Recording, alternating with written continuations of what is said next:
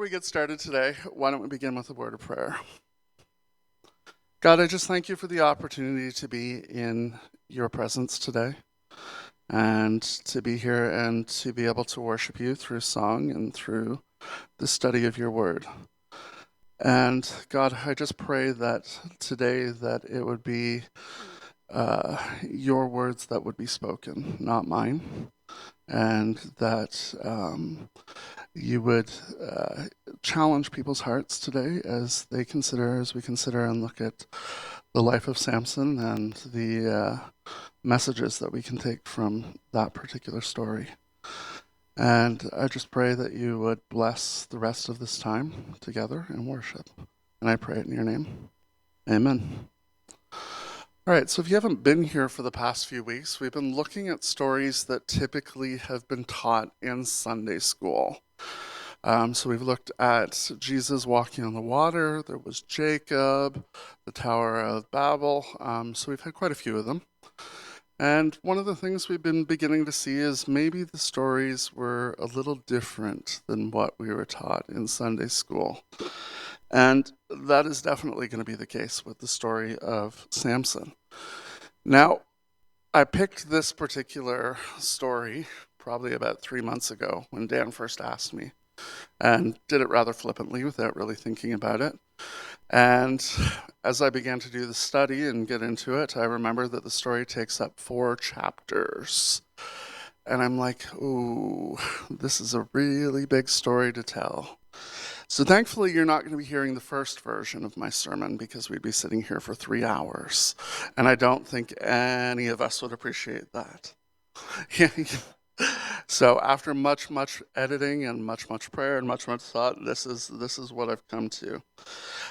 So we're not going to do an overall retelling of the story just because that will take a lot of time. So what I'm going to do is I'm going to give you what we'll call the survey version of it, or the overview version of it. So the story of Samson, read a great summary of it, basically consists of the following. He was a Nazirite, which meant no alcohol, no unclean foods, no hair cutting with that, and he wasn't able to touch a dead body. He was a bit of a womanizer, especially of women who were Philistines, which was the enemy of God's people. He killed a lion with his bare hands, thereby touching a dead body. Ate the honey of the carcass of the aforementioned lion, thereby taking in food that was considered unclean. After that, gave the honey to his parents, not telling them where it came from, thereby making his parents unclean. He beat 30 men and took their clothes. Had his wife given to another man after he beat the men. Caught 300 foxes, tied their tails together in pairs, set torches on fire, attached them to the tails, and turned them loose in the fields of the crops of the Philistines. Killed many of the Philistines that came after him. Was turned over to the Philistines by his own people when they were threatened. Used the jawbone of a donkey to kill thousands of people, which also resulted in touching a dead body. He saw a person of ill repute, I'll say, since there's children in the audience. Carried off the gates of a city. Fell in love with Delilah, who also was a Philistine. Lied to her about the source of his strength. Stayed with her despite her turning him into the Philistines. Gave in to Delilah. Had the Lord leave him.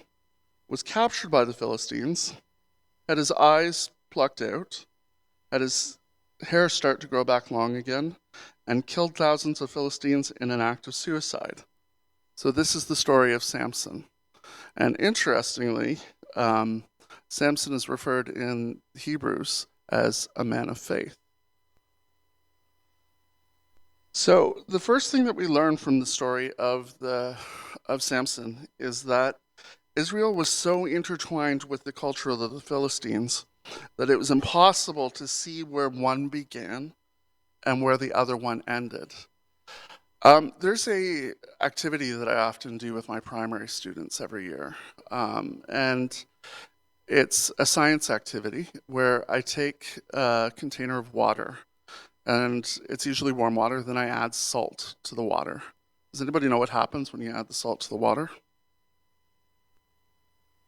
It gets cloudy, but it becomes a solution, which means that the salt is absorbed into the water. So the warm water takes the negative ions of both the chlorine and the sodium, and then basically through a chemical action makes it one. So immediately you couldn't necessarily take the two apart. You can't tell where one begins and where one ends. If you were to taste it, you'd be able to tell that the two are definitely there, but you can't tell necessarily a beginning or an end. And this is a lot like Israel was with the Philistines at the time. There was a lot of worship of the Philistine gods. There was a lot of cultural practices that had been adopted from the Philistines that weren't necessarily or weren't appropriate within the teachings of God and the teachings of the law. And it raises an interesting question of, did the Israelites know they were sinning at the time? And did they know that they were going against the will of God? And I think some of them were probably so far into it that the answer was no. But the question is, does that change the fact of whether it's sin based on the fact that they didn't know? And I think the interesting thing that the story shows us is that it doesn't matter. Because the Israelites had done evil, they had been given over to their enemies. In fact, at this point, they had been with the Philistines and had basically they had been, trying to think of the word that I'm looking here. They were under the rule of the Philistines for the last 40 years as a result of it. And even Samson's name is an example of how far the Israelites had come in terms of becoming almost Philistine in their nature. Samson means the son of the sun, or in this particular case, it would be the son of the sun god, who would have been worshipped at that time. So even in his name, you can see how far the culture had come. Now, the interesting thing is that Samson's birth is announced by an angel, which sounds familiar to another story. And his mother and father are given the news that he's going to be born. And with that, they're given some information about the way that he is to be brought up. So in chapter 13 of Judges, starting at verse 3, it says, "A certain man of Zorah named Manoah, from the clan of the Danites, had a wife who was childless, unable to give birth. The angel of the Lord appeared to her and said, 'You are barren and childless, but you are going to become pregnant and give birth to a son. Now see to it that you drink no wine or other fermented drink, and that you do not eat anything unclean. You will become pregnant and have a son whose head is never to be touched by a razor, because the boy is to be a Nazirite, dedicated to God from the womb. He will take the lead in delivering Israel from the hands of the Philistines.'"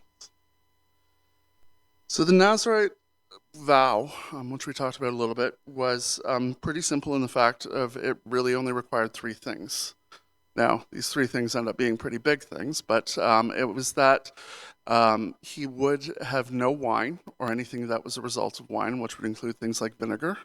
He wouldn't eat grapes or wouldn't eat dried grapes, so raisins.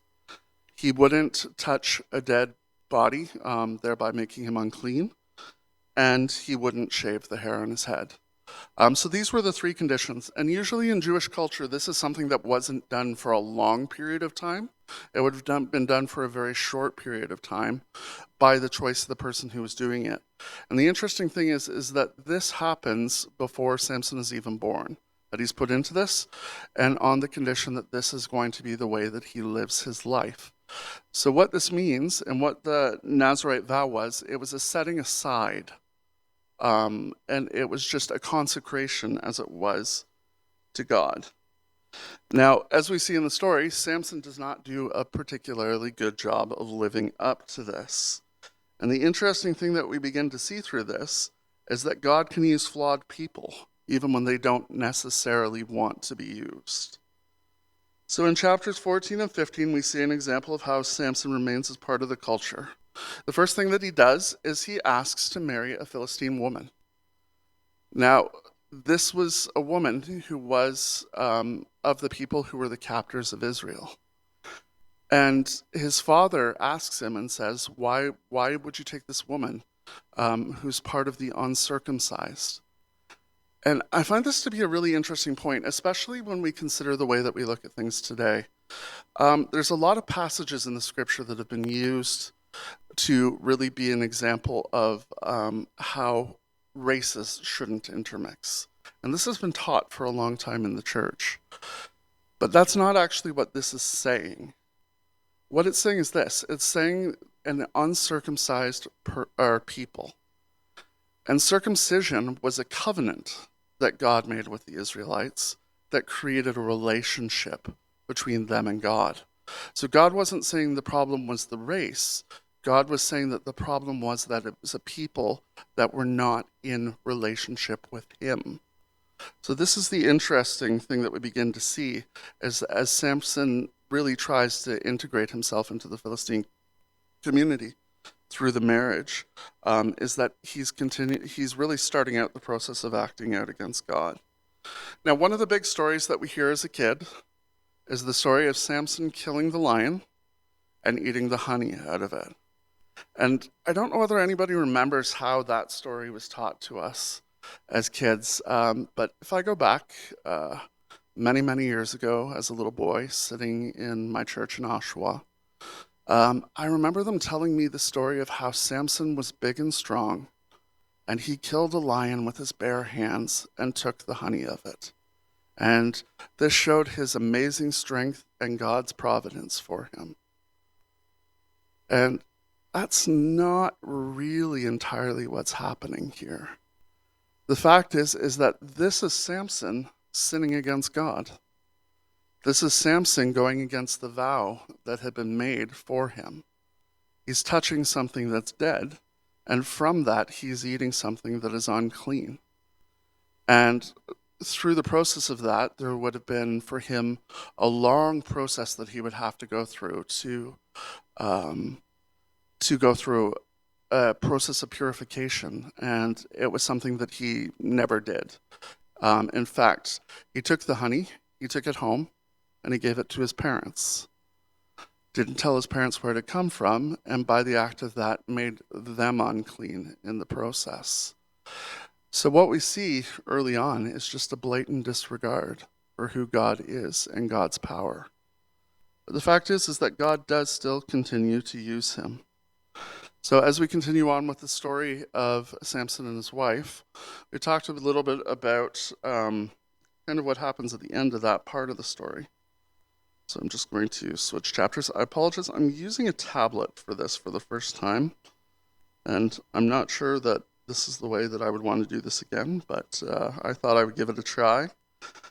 Sometimes my love of technology gets in the way of my practicality.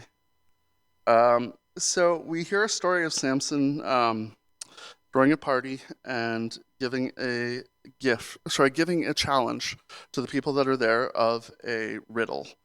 And basically says that if they can figure out what the riddle means, then they will get they'll get some clothing and they'll get some linen with it. Whereas if he wins, then he gets the same thing. And the riddle is, out of the eater something to eat, out of the strong something sweet.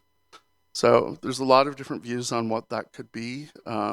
Reading through, the biggest or the most common thing that I saw was that the riddle is referring to love. I'm not sure necessarily that I see how they would get that out of that, but that seemed to be fairly common in the commentaries. So over the course of what was a 7-day feast, nobody got the answer. And then Samson's wife decided to take it upon herself, and this is the first time we see this, where Samson's wife asks for what the meaning of the riddle is. And she goes and she tells the Philistines. And what does Samson do? Samson acts out of anger. and goes and beats up 30 guys to basically get the prize that he had promised, and then takes that and uses that to give it to the people who had actually answered the riddle. So he used theft as a way of paying off his debt. So out of the process of that, Samson is angry. Samson's wife, they end up taking her and giving her to somebody else. Her father gives her to somebody else. And Samson finds out that this is the case and does something a little weird. He takes 300 foxes, ties them in pairs by the tail, attaches torches, and sets them into the fields to set everything alight. It seems like a little bit of an overreaction if ever I've heard anything to something, but basically destroying all the crops in the process. So this is really a good example of Samson kind of doing his own thing, but God still working through it. And what happens is God starts to create that division of the Israelites and the culture. We see those first steps in it. So the Philistines are angry. The Israelites try and give him up, but he ends up taking out 1,000 of their people using the jawbone. Again, by touching something that's dead. But in the process of that, God begins his deliverance of his people. And this is something we see throughout history, is there's a cycle of God giving the Israelites somebody who's going to be there to tell them what it is they need to do. They repent, they fall back into sin, and then the whole process starts back over again. So we can see that cycle here as they're beginning the cycle of coming back towards God. We don't see it necessarily in completion by the end of the story, but we do see the process beginning. And then, of course, what we learn is that Samson's power, no matter what, is derived of God. And what God gives, God can also take away. And we come to the story of Delilah. So the important thing to know is that Delilah was a prostitute, and was a Philistine prostitute. And again, Samson was defying God's orders by marrying her. So it leads to the question of really, what is the overarching theme of this, and what are we going to see as we move forward? And it's really this tension between God's grace and the consequences of us not following God's will and not following the commandments that God gives us. So we see in this particular case that Delilah comes to him 3 different times and tries to figure out what his power is and what gives him his power. And he gives her a different answer every time. And then she goes to the Philistines and brings them in and tries to kill him. Obviously, these things are not the things that have taken his power away. So I don't know about you. I think I probably would have figured after the first or second time that maybe I shouldn't trust this person who's been asking what my weakness is and then taking it to my enemies. But he continues to do that. And I suspect the reason that he actually does continue to do it is that he honestly doesn't believe that God is going to take his power away. He believes somehow that his power is of himself. And even that if his hair is cut away, that his strength is still going to exist as a result of it. So she tells them that his power comes from his hair.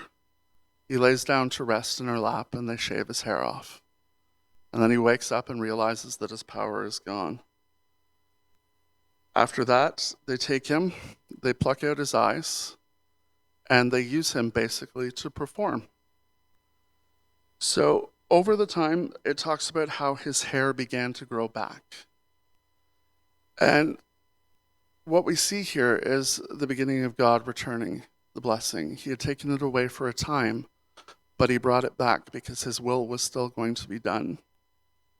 And in Samson's final act, he goes into the temple and he prays to God and asks him for the strength one more time.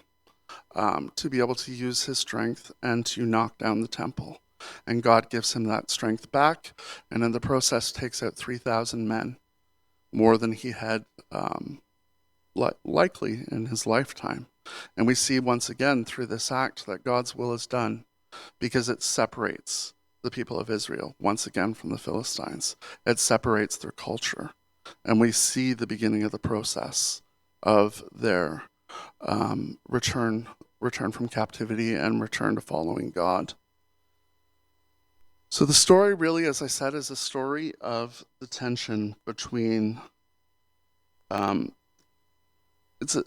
between God's grace and the consequences of not following God's actions.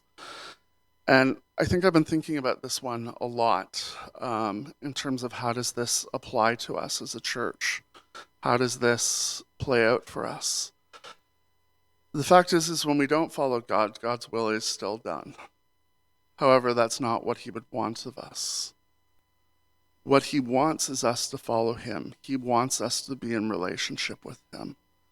And that's why it's important to do the time to study the word. It's important to do the time in prayer. Samson's last act to God was an act of prayer, an act of worship. And that's why these things are so important, because they bring us into that relationship again with God, to do the will of God. And either way, God's glory is going to be seen. But the question is do we want it to be, do we want to be able to see that ourselves and see that God has worked through us? Or do we want to live so that it happens in spite of us? So at the beginning, I talked about an experiment of how salt and water mix. And one of the things that we do is we expose the salt water to heat or to light. And what happens is the water evaporates and the salt is left. Which goes to show, even like the Israelites, we're so intertwined with the Philistine culture that you couldn't see the beginning and the end. God was still able to separate it.